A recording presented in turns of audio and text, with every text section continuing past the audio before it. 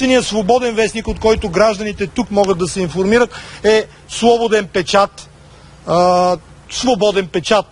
Съвсем малка редакция. Ние разговаряхме с хората, които работят там, непрекъснато под натиск. Единствените, които успяват да покажат по някакъв начин събитията в Македония. Там могат и българите да се ориентират, всичко е написано на кирилица. Разговаряхме с един от лидерите на опозицията тук, сочен за вероятен кандидат за премиер. Той ще ни разкаже колко време трябва да мине, само забележете, преходния период, за да има някакво спокойствие и гаранция за това, че някакви свободни избори могат да се проведат в тази страна и нещата да тръгнат по демократичен и законен път, защото и закона също е проблем. Същите проблеми, които са ни познати от съдебната система. Нека да го видим.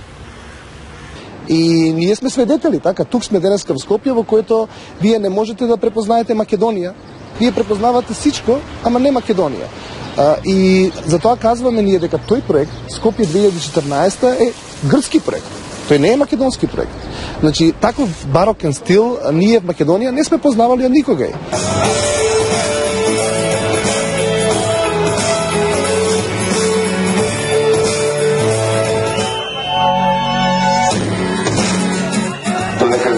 Сега, во Македонија се гине и во Македонија се гније по закон.